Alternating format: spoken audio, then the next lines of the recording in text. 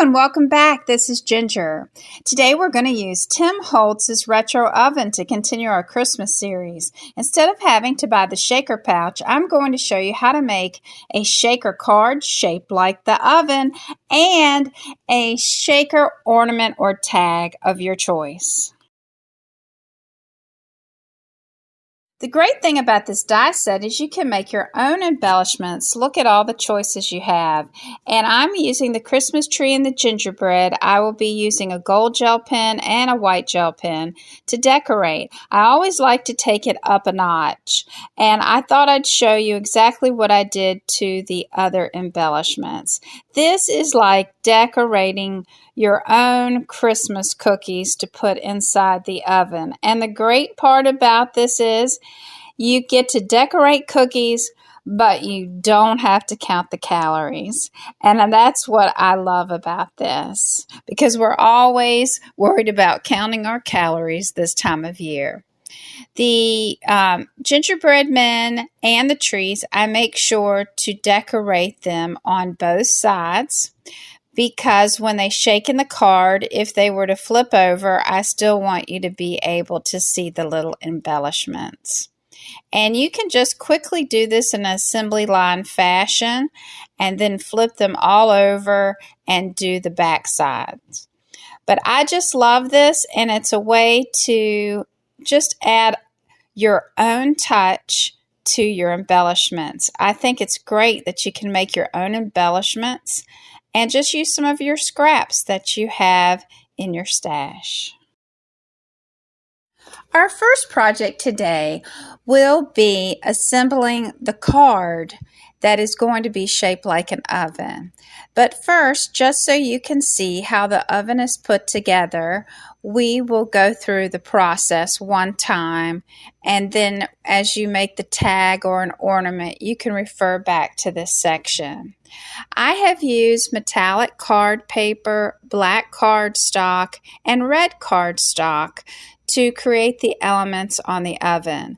I decided to change it up to a blue oven for the card, just to give the oven a different look. The fun thing about it is, if it was your oven, what color would you make the oven? Please let me know down below in the comments. I'm getting excited because it is the Christmas season, and I cannot wait to start baking the cookies. Now, I cannot bake cookies like I can decorate them with a pen. I wish I could. I'm just not very good with frosting. But I try, and that's the fun part of baking. For assembling this card, because the pieces are just very tiny, I am using the precision tip on the Barely Art glue, but I'm also have a heavy hand, so I have to kind of wipe away that glue to make sure that it doesn't show on the project. And you just need to take your time at putting all of the elements down. I love these knobs done in the metallic color. One of the things I did was go sneak and look at my own oven to see what the background was in helping to get some inspiration. I did put all the knobs on, and I chose the middle knob to be red to represent turning on the oven. But this came together really quickly for both cards, for the card and for the ornament. So I really did enjoy the die set. And while it's an older die set, it's still available.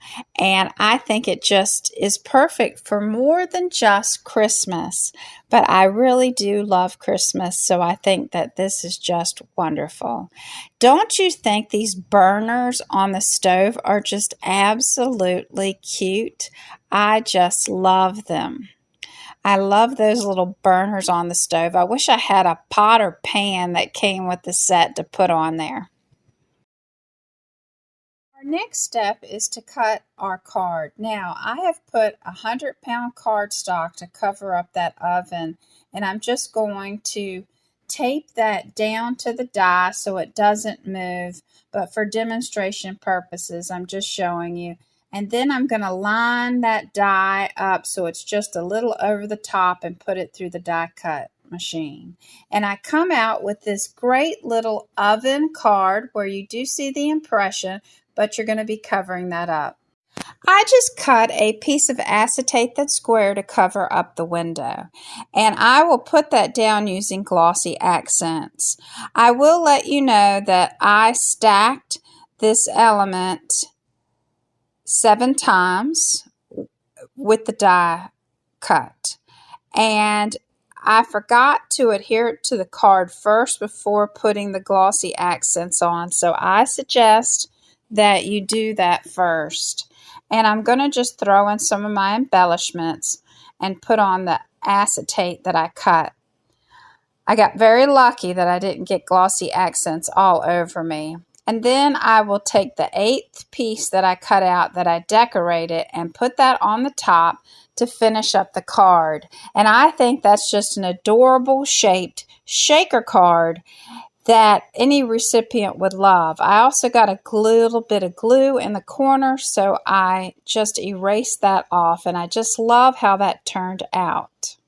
Our next project is making the tag or ornament, whatever is best that you want to use it for. I've cut 8 all together, and I'm going to stack this 7 high deep. The reason I'm stacking these is to give the depth so the shakers can shake around. I also didn't want to buy the shaker pouches. I think it saves money. Plus, I think the acetate just gives it a more clean look upon assembly than to having the thick pouch shape. But you could also use the thick pouch for the shaker card.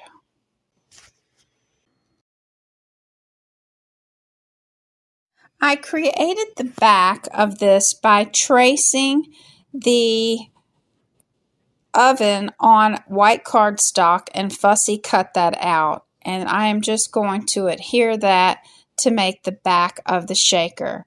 Then this one I just want to use gingerbread men inside. I also cut my acetate with the oven die, and it did not take out the oven door, so that was a wonderful surprise. And I am using glossy accents to put the oven together. I do suggest using the glossy accents because if any of the adhesive moves whenever putting on the acetate, you will just never notice that. But you just carefully put that down. And then I think the most magical part of this is getting the oven on, and it just looks so pretty. So I will also adhere that down with glossy accents in case any of it spills onto the acetate in the window. And it's also quickly dries, so I just love glossy accents. It's my favorite.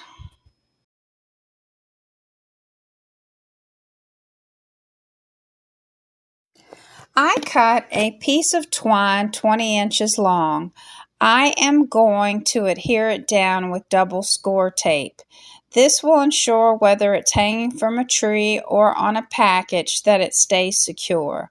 I will also remove the backing so that we can use this to adhere another piece of the oven that I hand cut out.